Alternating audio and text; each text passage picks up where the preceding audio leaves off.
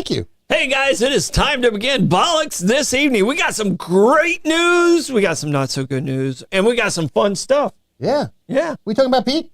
Well, of course we're talking about Pete. We are talking about Pete. All right, I just want to At make some sure. point, I don't know when we're going to talk about Pete, but Pete will be involved. And then we're talking about extremists, Okay. and we're talking about, what was one of the ones? We're talking about the Attorney General? The Attorney General? I mean, we got a lot of stuff. Okay. We got a lot of stuff to talk about. You know what you were supposed to remind me to do? I was about to ask you, where are my reads? Yeah, you didn't do it again. This is 2 days in a row. You have one job. Actually, it's entirely my fault. That's right. Well, I was looking at this, I'm going, no, that's much too words over here. Too wordy over there. We're talking about Air Force One. Yeah. We got so much stuff. I'm gonna do this right now, but I want you to talk about Kaiser's Deli and Market real quick. Absolutely. And then I'll be right back with you. 4 White Street. It's fabulous. If you like pastrami in St. Augustine, it's the best you're going to find. And the sandwiches are big. Kaiser's lovely. The place is comfortable. 2 TVs. You can watch your ball games. You can drink a great selection of beer. And they will craft your sandwich any way you like. They do platters. They do catering. It's worth stopping in. It's right on the bend of Anastasia Boulevard. Depending on which way you're going, whether you're going into town, it'll be on your right-hand side. If you're coming out of town, it'll be on your left-hand side. All right. Thank you very much. Here we go. We're going to start off with Bozard Ford Lincoln. As we should. All right. And of course, at Bozard Ford Lincoln in St. Augustine, their goal is to make sure your time and experience buying a car is stress-free, fun, and enjoyable. Bozard is a family-owned Ford dealership that has been in business since 1949. Bozard Ford Lincoln has been a recipient of numerous dealer awards, including being ranked number 1. That's number 1. You know who's above them? Nobody. Number one. Automotive dealership in the nation by dealer rating. Bozard Ford also has won back-to-back President's Awards, which is the highest honor given by Ford Motor Company. Check them out today online at bozardford.com. Anastasia Construction and Shotgun Plumbing. When it comes to plumbing and construction in North Florida, trust the experts at Anastasia Construction and Shotgun Plumbing. Whether it's residential or commercial, service, repair, or new installation, they do it all, and we do it right the first time, which is very good. Owner and master plumber Michael Silverio is licensed, insured, and committed to quality. No surprise charges, no weekend or night up charges. That's very nice. And we always call when we're 30 minutes out. Honest work, written estimates, clean and professional service. Every time, visit us today and make Shotgun Plumbing the only plumber you'll ever need. Well, with stuff like that, I might have to take his number. I tell you, he does great work. He redid our bathrooms. He's the one who helped me move that house across the bridge. Yeah. And he did the build out on Lotus. And I've been to Lotus a number of times. It's very delightful. Yeah. So, all right, here we go. Ashley Casey, Brightway Insurance. Opening their doors in 2008, Brightway Insurance, the Casey agency, has proudly stood by their customers through hurricanes, major floods, hail, and fires. Through these events, the agency has become a much-needed insurance resource in times of trouble and hardship. Honesty and integrity are the pillars of our core values, says Ashley Casey. We pride ourselves on being insurance experts while developing strategies that help our clients meet their insurance needs. We truly enjoy the relationship we forge, and the office has a real love for St. Augustine, which inspires all of us to be the best. I can tell you right now, I just got off the phone with Lori Stamper over at the Casey agency at Brightway. She helped me out with the 2 vehicles, the 904 vehicles, the Beast and the Campulets, and she knocked it out of the park. It took her a couple of days to find like the best deal, and it was surprisingly, you know, if you watch any of my shows, you know how I feel about insurance, but these guys do you right. So what you call the Campulence? Is that the one all the way in the back? That's the ambulance we're turning in. When I took out the trash? Yeah. Okay. That's Rebecca's. If you go to Campulence USA on YouTube, you'll see all her shorts and stuff like that as she's making the conversions. Oh, excellent. So we're turning an ambulance into a camper. Very good. Which is obviously a Campulence. Yeah. Word. I hope you got a first aid kit or 2 in there. Yeah, well, there was some stuff left over in there. All right, good. All right. We did toss that. No. Yeah. All right. When you're a little peckish, it's time to eat, drink, and be Irish at Meehan's Irish Pub and Seafood House, right on the waterfront in downtown St. Augustine. Whether you're craving classic corned beef and cabbage, fresh seafood from the Raw Bar, or our famous bangers and mash, Meehan's is where locals and visitors feel right at home. grab a pint in our cozy Irish pub, unwind upstairs at Johnny's Oyster Bar with stunning views of the Matanzas River, or kick back in the backyard with tropical vibes and a Caribbean-inspired menu. The pints are cold, the food's unforgettable, and the welcome is always warm, only at Meehan's. All right. I can speak from experience. It's worth a visit. All right, Powell, Heating and Air. These guys have been with us since Mike and I started Uncommon Ground back 13 years ago. And they are one of our originals along with Solar Stick, and really appreciate their what they've done in this community. But here we go. Powell Heating and Air Conditioning. Sorry, I lost my place already. Powell Heating and Air Conditioning. Their dedication to customer service has been evident in everything they do. We do, because I'm a part of the team because they sponsor us. So we do. Ooh, nice. We do. We like that. From the moment we answer your call until the time we leave your home, we are working to make you comfortable and confident about the care and service you receive from Powell. With our fleet of over 10 plus trucks and 15,000 square foot warehouse stocked with parts and equipment, we are ready to serve you around the clock. We service all heating and air conditioning brands. That's Powell Heating and Air. I got to tell you, Sherry, I know it wasn't you, but autocorrect turned campulence into campus acne. Campus acne. Yeah, Sherry was asking where she can find the process of the campus acne. I'm presuming she was looking for campulence. Yeah, so you type in Campulence USA on YouTube, and you'll see all of Rebecca's shorts and her banging around and her blood, sweat, and tears going into Excellent. that. So, hey, happy Tuesday, man. It's Trivia Tuesday, baby, and you're taking the night off. I am taking the night off. I have to do A somersault? gymnastics. Okay. I have to do gymnastics tonight. Our little one, Maeve, is in gymnastics, and last week she asked me to go to gymnastics, and every Tuesday I leave here and go to trivia at Gypsy Cab. Mm-hmm. So this Tuesday I'm able to go because Blake and Aiden are pinch hitting for me, as they always do so wonderfully, and they allow me to have a real life sometimes. Okay. I'm a real boy. So There you go, Pinocchio. But so, are you able to jump into the foam pit today, or is that something else? No. That's not there. That's at Ready Set Play. So here I gotta hit share. I can't believe I haven't shared the show yet. I'm telling you. Jeez. So Lenny, how's your day going, man? My day's going pretty good. I've set a goal for myself to accomplish at least one project a day so that I feel more useful than normal. And I did a lot of outdoor work today. Put my trash bin out of my lawn waste for the fabulous people in the St. Augustine Beach Public Works Department to pick it up. They are so good about that. They really are. A couple other projects. Excellent. So I really accomplished some stuff today. Excellent. No, and today turned out to be a really nice day. Beautiful day. It was supposed to, like 2 days ago, if you'd have said, how's Tuesday looking, I'd have been like, oh, it's going to be nasty. But all the rain came and went pretty much yesterday. Yeah. And we got a little spitting here and there. But it ended up being a pretty awesome day. Yeah, I'm always torn because I put a flag out every day. Actually, I just had to replace my flag, and I need to bring my previously no longer functional flag down to DuPont Center to put it in the please accept the flag box. There might be one at the St. Augustine Beach Public Library, but as well.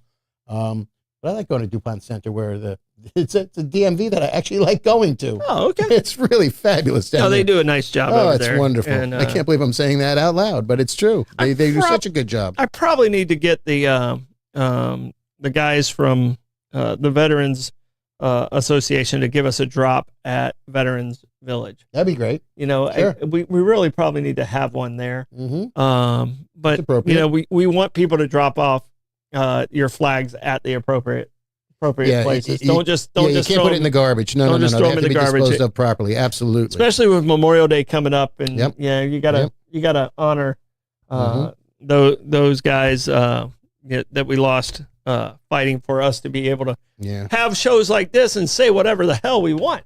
Shit, yeah. Yeah. Damn right. But I put my flag out every day unless it's going to be torrential downpour. I don't like putting the flag out in the rain, nor should you necessarily. If I'm going to be late, I make sure I have a light on it. And they did change, though. You used to have to take the flag down in the evening, but if it stays lit, you can leave it out at night. Mhm. So that's all very good. Well, that was part of the reason it took us so long to get a flag over at Veterans Village. We had to cut through the parking lot to get electricity over there so we could leave those flags up at night. So, and we had an amazing donor that paid for our flagpoles, and B&S Signs, one of our morning sponsors, put the flagpoles up for us. And it's kind of a special place over there. I also noticed that there's flagpoles across the upper facade there that have the service organization flags. The Marine Corps did that for us. Right. The local chapter here took care of that, and we have all 7 branches across the back of the hotel. Looks great. So, and we had to make sure we put them in the proper order. There's a protocol to that. Oh, really? From left to right. And starting with the oldest to the newest. I don't necessarily know if it's starting from the oldest to the newest, but Army's always to the far left. I'm wondering what the pecking order would be for that. Yeah, I think it's Army, Navy, Marines, and Space Force in the corner. Space Force actually, I think, was 5th. Really? Because Merchant Marines and Coast Guard. Why are you picking on the Coast Guard? That's one of the oldest service. That's one of the oldest service branches in the country. It is, but for some reason, the way the pecking order goes, no respect. I mean, well, and the Merchant Marines. I mean, during World War II, before we really got into the scrap, we lost a lot of Merchant Marines. It was probably more dangerous per person to be in the Merchant Marines in World War II than it was a lot of the other branches. Yeah, you ever watch the movie Greyhound? Blake, dude. What is going on in there? Spring noises. Boing. Do you have to every show make sure you hit your forehead on the microphone? I wasn't telling you. So I didn't headbutt it. I just simply moved it. See, look right here. That's a super sensitive mic. It very is. I don't think super sensitive. I probably shouldn't have installed it because I thought it was a great idea to get a new microphone that has a new light on it because I'm going to be having the camera in here, but I guess not. So I probably should go back to the old way then. Well, I can tell you, ever since you've had the new mic, you've hit it at least. I mean, and in the morning show too, really? You've hit it at least once a time. And I thought it was you falling asleep and your head just hit the microphone, because you're so tired of hearing your dad talk. No, it's just me, somebody trying to adjust the mic stand, and all of a sudden, yeah, that sounds horrible. Boing again. That sounds right before you go to move it. Use an actual sound effect, and then it might mask that sound. Yeah, if you can find that point, like you just said. Right, it's a spring. It's a boing. Yeah. All right. And hey, Bobby, how you doing? He gave you a high TB and LR. Yeah. You got him a high back. I gave him a good afternoon. All right. But I will say that. But I actually was adjusting the microphone to let you guys know that the official order of the flag goes Army, Marine Corps, Navy, Air Force, Space Force, and Coast Guard last. And no Merchant Marines. And it's actually because of they order based on establishment date. Yeah, Merchant Marines. Hang on, the Space Force was established last Thursday. The Coast Guard was established at the crack of the country. Yeah. So, but so Coast Guard and Merchant Marines are at the end. I can tell you this: we made sure we had the list. We had the list in front of us. Oh. I knew Army was to the far left. Right. I think I said Army Navy, but it sounds like it's Army Marines and. Which makes sense as well because they're a little bit older too. Mm-hmm. No, I'm not doubting you. I'm just curious as how Space Force moved up on the food chain because they've been around since Thursday. But at Veterans Village, is there a Boy Scout troop in St. Augustine? I believe there is. There's several. Okay. It may be something that because they're always looking to do. Some of the Eagle Scouts are always looking for Eagle Scout projects. Mm-hmm. So to get them enrolled in something over at Veterans Village would be fabulous. When I was in Long Beach, we did a lot of work with the Boy Scouts, and I supervised 2 different ones involving the American flag. Mm-hmm. One was lighting up with solar lights a flagpole so that the flag could stay up, 24 hours. Mm-hmm. And the other was a fire pit with a cover and a lock on it so that we could properly dispose of flags. And these Eagle Scouts did fabulous, fabulous work. Yeah. All right. We got to get into our show a little bit. We got so much. I mean, you have some great stuff over there. I'm looking. I'm going to keep bringing them back. I'm cheating. I'm looking over there a little bit, and I have some stuff that hopefully everybody loves. I do have a quick announcement. We have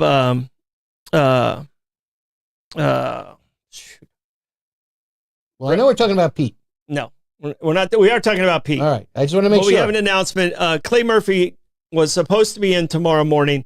That has been moved to Friday. We have Pastor Matt from the Episcopal Church who went through that horrific event on San Marco. The stabbing. So he's coming in tomorrow. We're talking about mental health and some of the incidents that happened to him and how he handles his parishioners. Am I saying that correctly? Yeah. And he's just a wonderful man. He's in my Rotary Club, and that's the church Amanda goes to. So it should be a real fun interview tomorrow morning, and to kind of get that inside scoop of what's happening. And the irony of making this announcement is today's the day the Pope got shot. Yeah, in 1981. Yeah, and we're going to talk to Pastor Matt about his incident and what happened with him, and how humble both of them handled their attackers, which I think is just, I'm not sure if I'm made up that way. I hope I am. But, well, it comes with the territory. It's part of the job in actual essence, and I remember we talked about this in a lot of different venues when it happened and after it happened, and I'm not familiar with the Pastor Matt, but from everything everybody told me and the way he handled it and the forgiveness that he offered to the woman that stabbed him is just, head and shoulders above what most people could actually bring themselves to do. And it just kind of lets you know the love that's in that man's heart and where it's at. So I'm real excited about that conversation. Tomorrow morning. We're going to do some local news, the interview, and I'm sure we'll get to a lot of stuff with Pastor Matt. I'd like to hear what he says about the new Pope too. Oh yeah, I mean that'll be interesting also. Okay, our topics of the day. We're talking about Pete. Here's no, Blake gets to choose. We're gonna stick to the format. All right. I think he knows. All right. I think he knows. All right. First topic, Pete. What's your first topic? Pete. No, you got to give me another one. All right, fine. Nona's. Put a check mark beside that so you say Nona's again when it doesn't get picked. Oh, I'll bring that up. I was in tears yesterday. It was fabulous. Yeah. Nona's. Yeah. Okay. Not sure exactly what that one is. Let's go with Michelangelo effect. Okay, I'm interested in that. Okay. All right. So we have Pete, Nona's, and Michelangelo effect. Blake, which one are you going to pick? I'm going to go Pete. Well, I didn't see that coming. I'm so shocked. I did not see that coming. I am just caught off guard. I did not know that Pete was going to be our first topic. Wow. All right. And we're talking about Pete Rose. Oh, I thought it was Pete the dog with the bullseye around from the Little Rascals. Not Little Rascal. Not that. That's Petey. Right. That's Petey. Yeah. That's Petey. Yep. Different. We're talking about Pete Rose. Recently passed. All right. And the commissioner, Blake, correct me at any point because I just perused through this article and my excitement might make me make the facts a little askew. Okay. All right. That often happens. It happens a lot. So Facts. It's America today. Facts are malleable. I never let the facts get in the way of a good story. All right. Hey, you're in the right country at the right time. Exactly. Oh my goodness. It's not like I'm in the news or anything. Right. Right. Fortunately, creating the news. Right. We are. Fortunately. we are the local. So if you want to be in the now, this is where you're at. So what happened with Pete? Pete Rose. Yeah. You have not heard. I just did this afternoon, but I'm looking for more information. All right. So Pete Rose has officially been named eligible to go into the Hall of Fame. Now, Pete Rose is the hit king. He was probably the most competitive athlete I can think of, and played. I've never seen him not hustle. He earned the name Charlie Hustle. Yeah. And you know who gave him that nickname? Somebody he knocked over, I'm presuming. No, it was Mantle. Really? It was Mickey Mantle. They were playing in a spring training game, and he said, "Look at the old Charlie Hustle over there." And he was kind of making fun of him, right, a little bit, because Mantle was kind of towards the end of his career. It was the early '60s, and Pete was young and thin. Pete took it as Vicky Mantle's talking about me, it's a compliment. Exactly. So, and he loved the nickname Charlie Hustle, and he would draw a walk, and then he would sprint to first base, and he sprinted out to the field every place he went. He never was lackadaisical in any of his career. You can't take away the man's ability or his accomplishments in Major League Baseball. He is by far one of the consummate professional baseball players, record setter. He was fabulous. Well, and the way, and some people are going to be like, oh, are they going to kind of let the steroid people go? They're not Different issues. They're not ineligible. They are eligible. Right. They get voted on. They are eligible. Right. So Pete was never able to be voted on, and neither was Shoeless Joe Jackson, who also which is fabulous. Got his release. And that was a bum rap. And he attended the meeting. I don't know if he actually took the money. I don't know if anyone actually. It's never been. I mean, the speculation has been that he was, innocent of all charges. Yeah. Well, he played well. He hit the only home run. He hit over 300 in the series. Didn't make any errors in the field. Made a couple nice plays. In this 1919 series. Mm-hmm. But if you ever watch the movie 8 Men Out, he did go to the meeting. He knew about it, and he didn't say anything. Yeah. And that was one of the things that Kennesaw Mountain Landis basically said. You might not have done it, but you knew about it, and you could have saved the integrity of the game. Yes. Yeah, and thrown eight of his teammates under the bus. Yeah, 7. He was number 8. Oh, okay. Don't they put 9 men on the field? Yeah, but only eight of them went to the meeting. Okay. So only 8 of them were actually in the meeting. Only 8 of them actually got banished from baseball. So it's a tough position to be in. Yeah. No. And the thing was, this is not the time when there was, you're getting $40 million to hit 225. Right. Okay. I mean, and that's what drives me absolutely nuts. I'm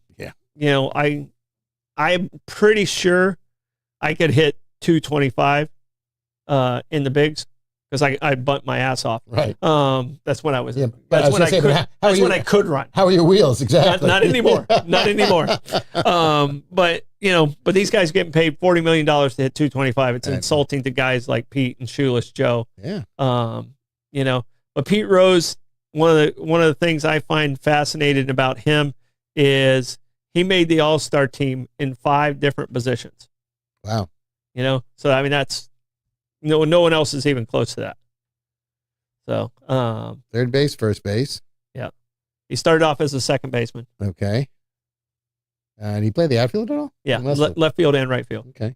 So he was in left field before he moved to third base. So he was a second baseman, then moved to the outfield, then moved to third base when George Foster came in, and then he moved to first base later in his career. But he was right field and left field is where he played. He played right field a little bit before Griffey Jr. got there. Then he moved over to left field. Yeah. So he made the All-Star team at 5 different positions. There's only 4 left. Right. So he was a lousy pitcher. Yeah. I bet he would have found a way to win. I'm sure he would have hit everybody. I bet he's the hit king. He would have knocked him down. Yeah. I bet he found a switch hitter. He's never going to be on that, basically the top 5 all-time greatest baseball players. But if you go with measuring of a heart, he's there. If you're building a team and he was in his prime, it would be hard to overlook him, especially because of his versatility. Yeah. Well, I mean, in my mind, everyone who says Ricky Henderson's greatest leadoff hitter of all time, you might want to look at Pete's numbers first before you embarrass yourself with that statement. Hey, Francisco Lindor is inching his way right up there. Mm-hmm. I'll definitely say you said that out loud. By the way, I don't know. That's recorded on. Hey. in you know what? Got a bunch of leadoff home runs so far this season. He ain't going to catch Ricky, but Ricky has like 83 leadoff home runs. He's the person that's broke up the most no hitters of anyone. Really? Yeah, because he had 83 home runs, or he broke up the most shutouts of anyone. Okay. I think he might have broke up the most no hitters of anyone too, because of how many hits he got from the leadoff position. Oh, well, that's every game he played in that case. Yeah. But I think he holds the record for the most leadoff home runs. Yeah, 83. Yeah, there's no one close to him, I don't think. Yeah. So I don't think there's anyone close to him. So I'm happy for Pete. I'm happy for Shoeless Joe sure. and their families because, they went through a lot. And correct me if I'm wrong, Pete Rose was bounced for gambling, but he never bet against the Reds when he was managing. Yeah, the problem is that's always the allegation, but I don't think he ever bet against the Reds. And here's what he said. He said, if I didn't have a good feeling about it, I just didn't bet for my team. Sure. He's like, if I had a good feeling, I bet for him. But if I didn't have a good feeling, I didn't bet for my team. He knew who was pitching. He knew who wasn't. Right. And, so pretty impressive. All right, you have Nona's. Yep. I have the Michelangelo effect. And what is your other one? Judges and pizza. Judges and pizza. It's threatening. All Very right. threatening. Nona's, Judges and pizza. Blake, which way are you going? I'm going to go with Judges and pizza. Judges Okay. and pizza. Well, All right, what do we got with Judges and pizza? Well, it's tough and it's not happy. Okay. Far be it from me not to bring down the mood, Mm-hmm. but there was a woman judge in New Jersey. Always New Jersey. Yeah. Who her son answered the door and an attorney posing as a delivery man shot and killed her son in the front steps of their house. Oh my god. This was in 2020. You did take us dark. Oh yeah, no, stick with me. Hey, stick with me. Ah, So, and that was in 2020. okay. And recently, judges around the country in 7 states, Rhode Island, California, Tennessee, South Carolina, Maryland, New York, and Oregon, have been receiving pizzas delivered to them that they did not order Mm, and have been sent to them by somebody else. okay. And a lot of them have been sent in the name of Daniel Anderl, who was the young man who was shot by this deranged attorney. Mhm. These judges all that are receiving these pizzas have something in common. They're all sitting in and overseeing cases against the Trump administration. So this is an attempt at organized intimidation of U.S. federal judges by the amorphous people out there that are sending them, and a lot of them are sent anonymously. Some people have received 7 pizzas. They're also sending them to the judges' children. Mm-hmm. So it's just chilling on so many levels that people will stoop to this. It's funny how sometimes our topics morph into it. I have a topic that morphs into the explanation of some of this behavior. Okay, yeah. I'll behave myself, but I'm telling you, it starts at the top, and it's the rhetoric that comes out of the administration now. It's extremist. Correct. And it's how people attach themselves, and but I think we'll get to that one. I'll throw that one into my next mix. Okay. Because there is a YouTube video out there of what I'm talking about. Okay. But the people that are doing this fall in that category of extremists. Well, they're trying to intimidate the judges to, either step down or not rule against the current administration. And that's horrific. And the judges are standing strong, but they're chilled. I mean, because their families are being threatened. No, 100% they're being threatened. And the thing is we can't morph. And this is where we have to be real cautious, and we have to stay in that middle. And you and I have to hold our middle ground. Mm-hmm. And if you don't hold your middle ground, you become one of these very easily. Correct. Because it's easy to fall into that. But the people that are doing this are just idiots, first and foremost. You're an idiot. Send me a pizza. I'll flick you off, and don't even think about it. You're an idiot. Yes. And even thinking that this is intimidating with that is, and using, it's the young man's name that they're using. Yes. That is such horrible taste. Yes. First off, the intimidation factor, well, you're a coward and you're a wuss and you're an idiot. Right.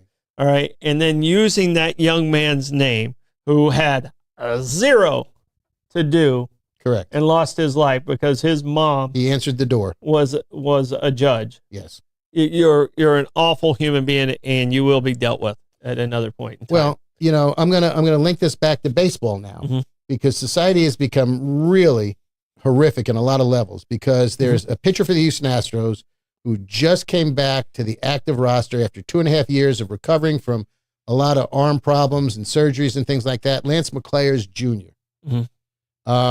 Pitched 3.5 innings of shutout ball his first time back, but he struggled with his control. Started a game last week. It was horrible. He went 8 batters, gave up 7 runs and 1 out. The next day, or maybe even later that day, he is getting death threats and threats on the life of his 2 daughters on social media because he pitched poorly for the Houston Astros. Yeah, What have we devolved into? Blake was telling me that story, and it's repugnant. Yeah, it's just, I mean, if you're, you know, and it's social media. I'm assuming it's social media that he's. It was on social media. Yeah. Yeah. He wasn't getting pizzas. It's probably Captain, you know, sweatpants in the basement. Mom's basement. Sure. In the basement, betting with Dad's account, and now he has to explain to his dad why he doesn't have gas money this week, and he's 32 years old. You know, just a horrible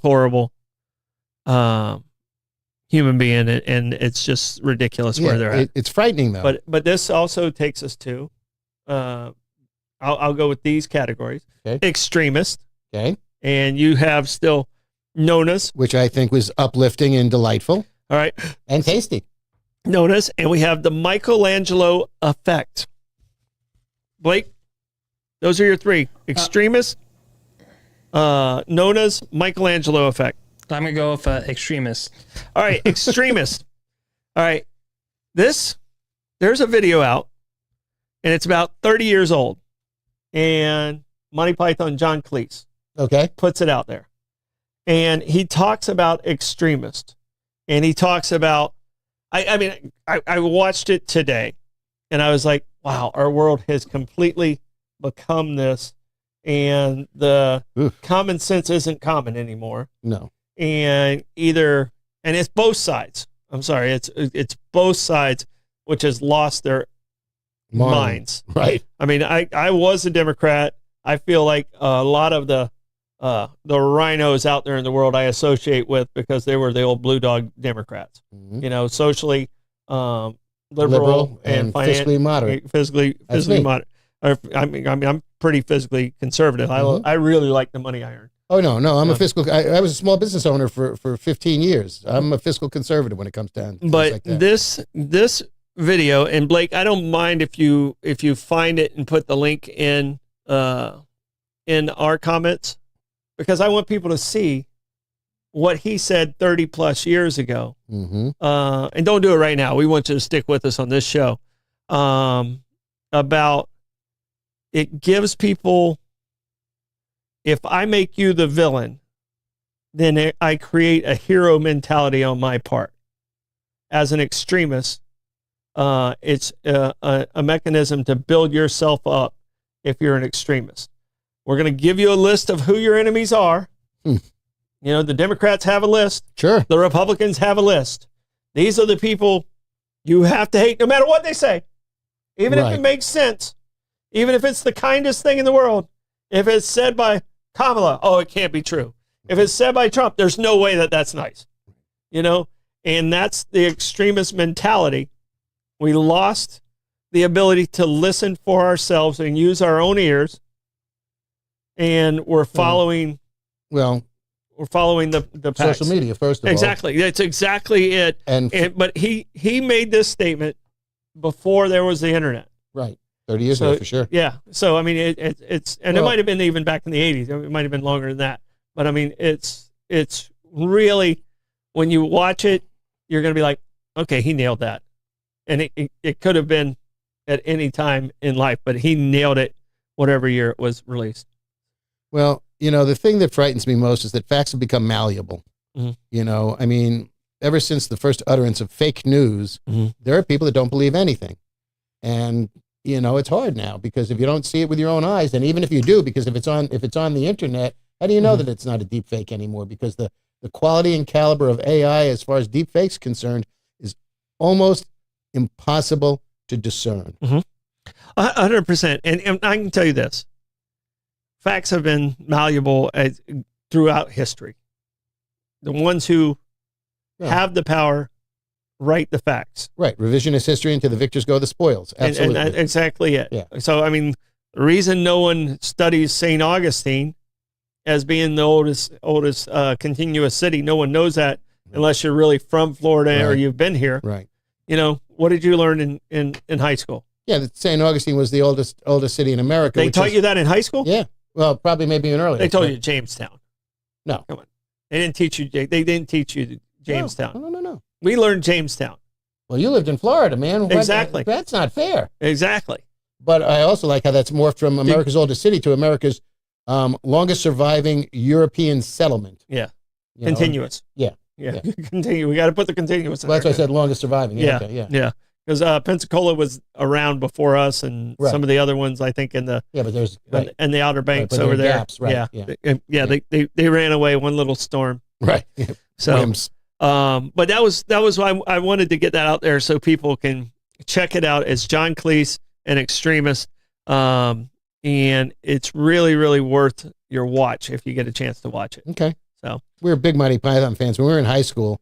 You know, Monday morning was always, you know, in the lunchroom was talking about the Monty Python show the night before. Yeah. Yeah. So, and that was in the mid 70s. That's when they were really kicking it. Yeah. All right. We have Nonus. We have the Michelangelo effect. And what is your other one? I'll keep it light. Baby names. Baby names. I thought we did baby names.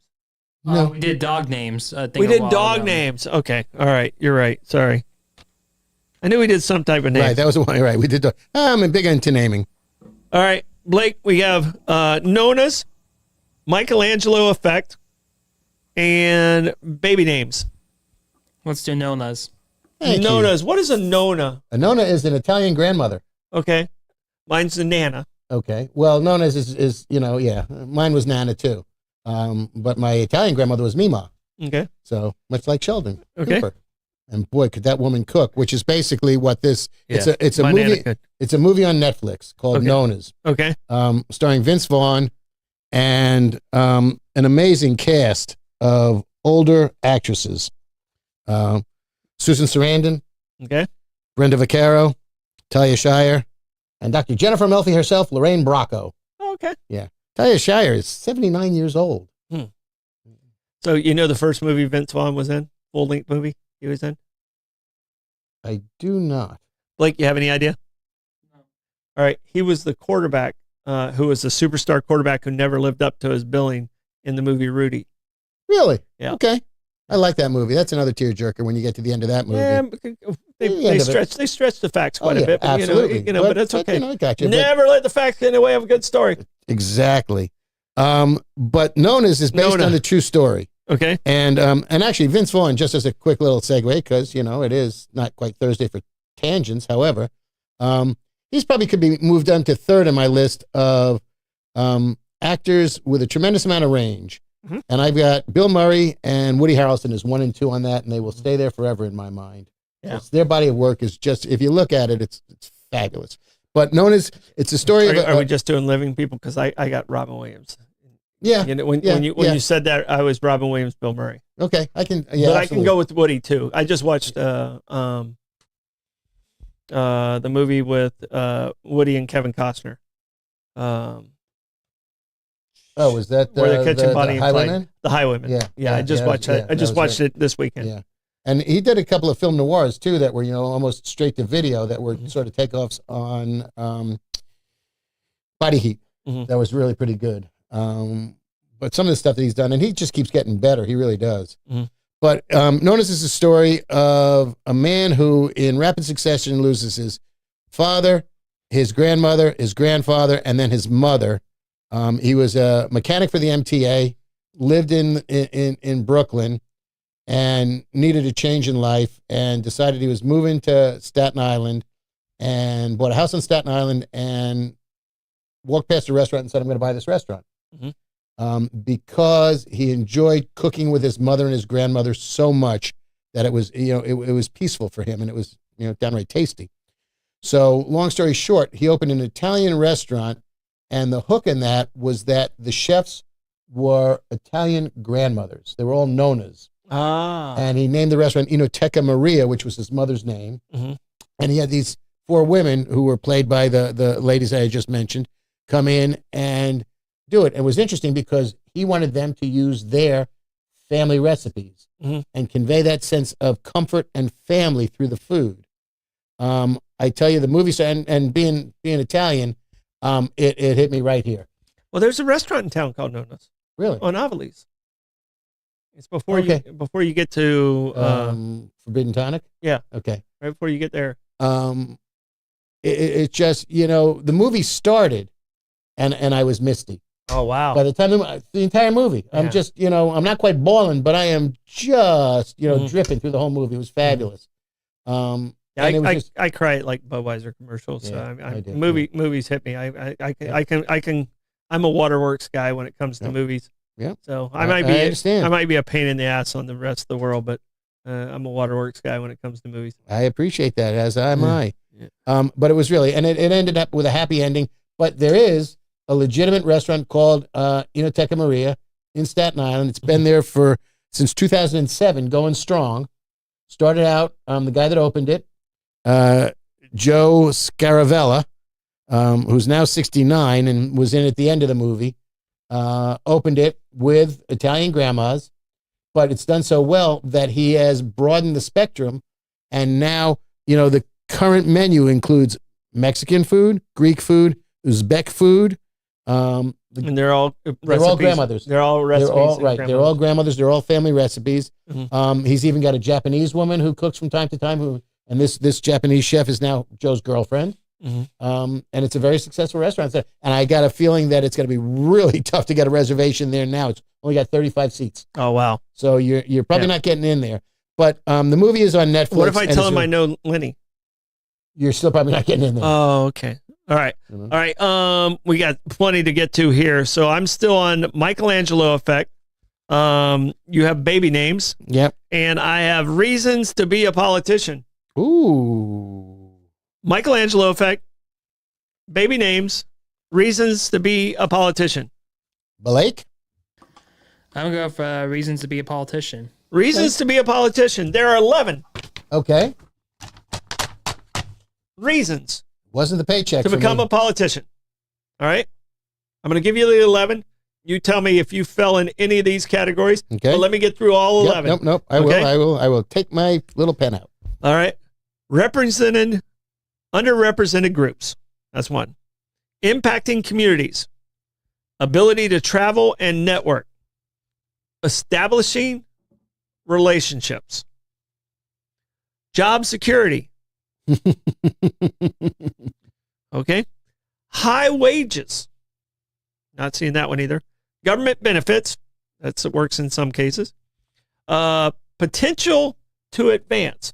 So you use it as a stepping stone. You become mayor of a small town, then you become a county commissioner, and then you become a House of Representatives, that type of thing.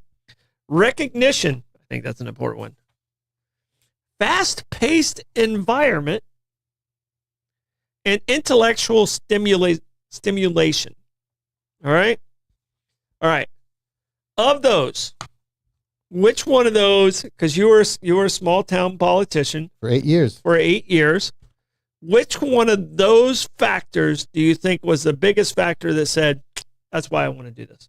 Impacting the community. Impacting the community. I was born and raised in the city of Long Beach, and I trust my judgment above other people. That's a little egocentric, but if you know me, I'm a little egocentric. And I only had the best interest of the city of Long Beach at heart. Mm-hmm. And it was interesting because, it was a political city. There were Republicans and Democrats. It had been one of the strongest Democratic strongholds in New York, certainly on Long Island, for years, which then has now started to flip back and forth. Mm-hmm. And I was looking out for my community. And, you said the potential to advance. To two things. It was staggered terms, so there were 3 seats up every 2 years, and the first 2 vote place finishers got a 4-year term, and the third place finisher got the 2-year term and had to run again in 2 years. Mhm. Best political advice I got from a friend of mine was one more vote than third place, Mhm. because then you didn't have to run. So I was only in 2 elections. I had 2 major fundraisers that carried me through 8 years in political office, because you end up having to go to a lot of other people's fundraising dinners and events across the city and across the county.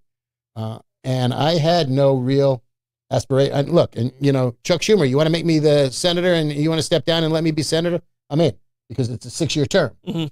I can dig that. But county legislature, Campaigning. and Campaigning was raising up. money is nuts. Well, and when you were in, what were the years you were in? I was elected first in 2001, which was interesting because we had to stop campaigning after September 11th, Mhm. and that was very, very difficult. And then I ran again and I guess that was in 2005, because my term went from 2002 to The 5. 6. Well, 2, 3, 4, 5, right? Yeah. And then ran in 5, and it got me to Got 2009. Got it appointed again. Right. All right. So impacting communities is your number one. Absolutely. Of the ones I listed on there, which do you think is the worst reason, or the one that makes the least amount of sense? Well, potential to advance never appealed to me, because the next 2 steps up were 2-year terms. It would be county legislature or state assemblyman. And I wasn't going to run against the woman who was the county legislature. She was a Democrat who caucused with the Republicans, but is still a very, very dear friend of mine, a woman by the name of Denise Ford. And one of the reasons she's such a good friend of mine and was such a good county legislator is because she felt like me.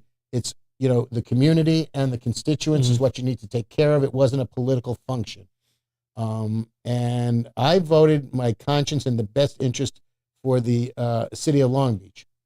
I sat next to a man who, for years, was a Republican, because it went back and forth a little bit, and I would sit there and I would talk to him, and I would, we'd go back and forth and talk about whatever legislation we were going to be talking to, and he said, "Yeah, I agree with you. That makes perfect sense. I'm voting the other way." Mm-hmm.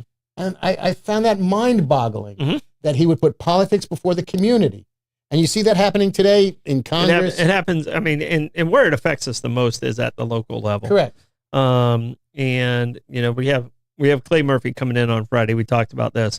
It's his first go round as being a politician. Ooh, eye-opening, I'm sure. I'm seeing him react to social media, and you were elected to make those decisions. Correct. You don't have to defend every single person out there why you made that decision. Right. You're not going to make everyone happy. If you're an umpire in a baseball game, you're going to have half the people not like you, half the people like you. And politics is just like being an umpire. You're an umpire in the government. You're the ones that was placed in that position to make those decisions. Make it with confidence, and move on to the next play.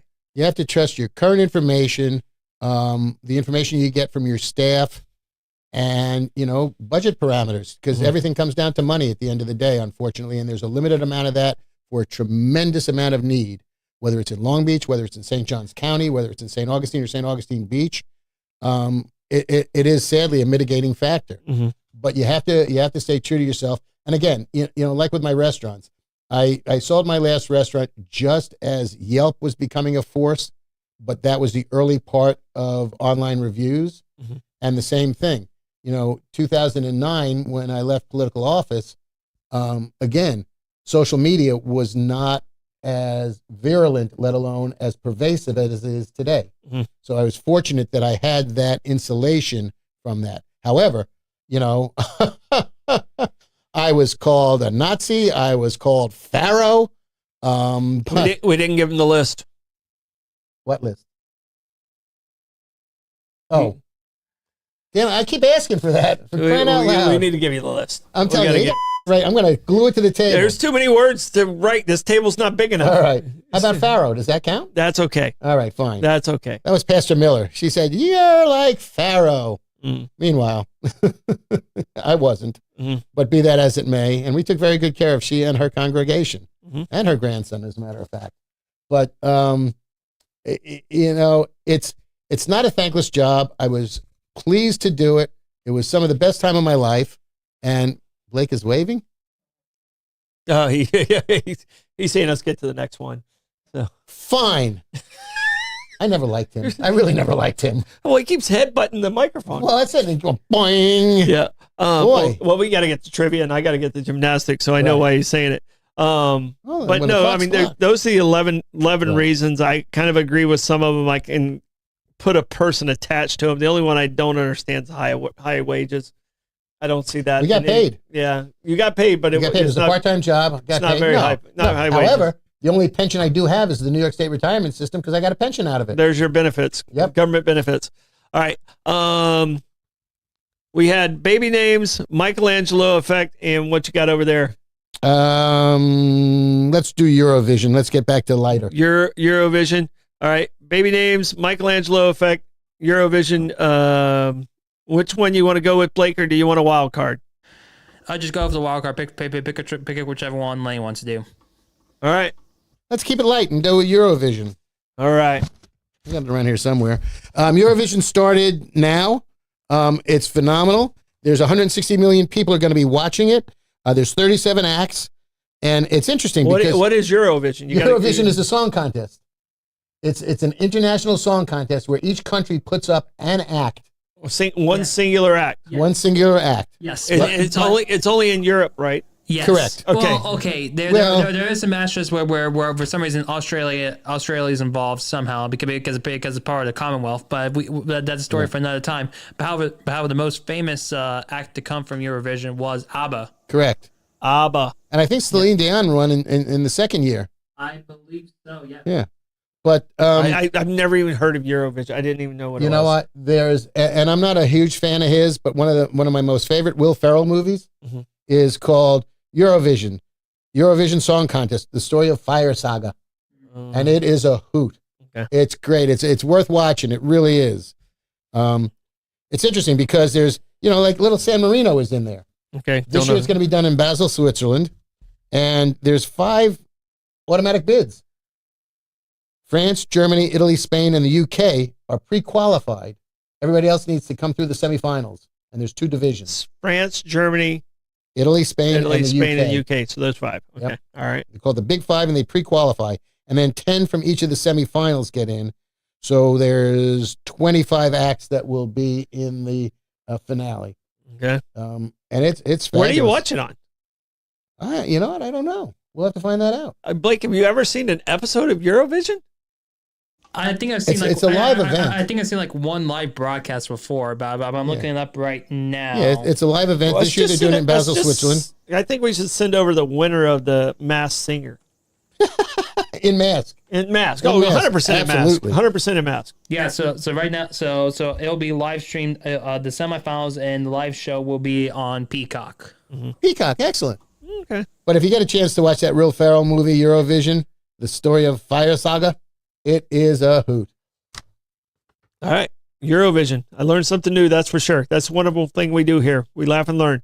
All right. The Michelangelo effect. It's intriguing me. It's super easy. The Michelangelo effect is a psychological phenomenon that describes how romantic partners influence each other's personal growth and development. So by coming together, you grow and develop. Okay. I've definitely seen Julie's effect on you. I don't know how you absolutely had a positive effect on Julie in any way because she was already great. Yeah. It is based on the idea that partners, and this works for friendships also, is based on the idea of partners help one another develop their ideal selves through supportive behaviors, not just like, hey, you're doing great. Supportive behaviors, positive reinforcement, and nurturing actions. This effect is mutual, meaning that both partners play a role in helping each other grow and evolve. It thrives in relationships where mutual respect and understanding allows each individual to feel safe enough to pursue personal goals and ambitions. The Michelangelo effect is significant in the field of intimate relationships and close friendships, and it has been used for couples therapy to make them healthier and more satisfying. Okay, I just got one question for you. I mean, it makes all perfect sense that there's mutual growth and there's support. And what does it have to do with Michelangelo? I could not figure it out, and that was my question. That's what I want to know. And Blake, if you can find something out there, but I just thought it was so in tune. Like, you know, if you're working with someone and you're pushing against each other, neither one of you are growing. You're killing each other. So you gotta not just a little bit. So words matter. Yes. And actions matter even more. And it's one of those things that I wish people took every relationship, went, okay, how am I going to evolve and make this relationship better, instead of, attacking someone for, being from Cornell or something. I mean, that's just harsh. That's just harsh. Horrible human being would do that. Yeah. All right, I have kind of an answer. You have a kind of an answer. Okay. Yes. I want to hear the Michelangelo effect. So the reason why it's named after Michelangelo was because it's supposed to mirror his sculpting process, where he believed in releasing the perfect form that already existed within the marble. So it's finding that existence within the person you're extreme friends with, or you're very close to. Yes, is finding their perfection within the stone. I think there's is that Reader's Digest version enough? Yes. Okay. I think there might be a corollary to that, when you realize that a relationship or a friendship isn't working, recognize it, remove yourself from that, and see what was and wasn't working as you can grow going forward. Yeah. Yeah, because, some friendships are one way. Yeah. And this is the Michelangelo effect is how you can make each other stronger and finding that strength within the other. Right. And growth. Yeah. Absolutely. Personal growth and mutual growth. I think that's a good one to end on. Yeah. Okay. All right. So it's an upper. Yeah. Definitely an upper. Okay. Definitely an upper. We have Levi in tomorrow. Good. I won't have to find any downers except for my bet, which I'll talk to him about. I'll talk to you guys about tomorrow. Our betting skills were not great. But I have some locks this week. You can just go ahead and, cash out your bank account. Well, the Knicks are just sitting pretty because I hate to say it, poor Jason Tatum's going to be out. Tatum's out, yeah. so that should bode well for the Knicks. Yeah. Unfortunately, today the Celtics officially confirmed that he had surgery for a ruptured Achilles. Wow, that was pretty quick. He heard it. One. What, last night? Well, you got to get that one fixed. You can't walk on a ruptured Achilles. Wow. So your foot just kind of flops. Yeah. So, all right, guys, I want to say thank you to all our amazing sponsors. We appreciate you guys every single day. Get out there and support them. Thank you for your support. Hit that share button. If you have not already, I don't know what he's laughing about. I think Bobby's a pepper. Yeah. Let's work on the Michelangelo. I'm trying to finish out the show here. He didn't pay attention to the Michelangelo effect. I did. I learned all about it. Molding me over here. You distracting. But our sponsors are amazing. You guys are amazing. Thank you. And if you would, make sure, if you haven't already, subscribe to our YouTube. We need to get to those 1,000 YouTube subscribers so we can get this. Only 16 of you need to sign up. It'll help us out a lot. Yeah, it'll be amazing. Thank you, guys. See you tomorrow.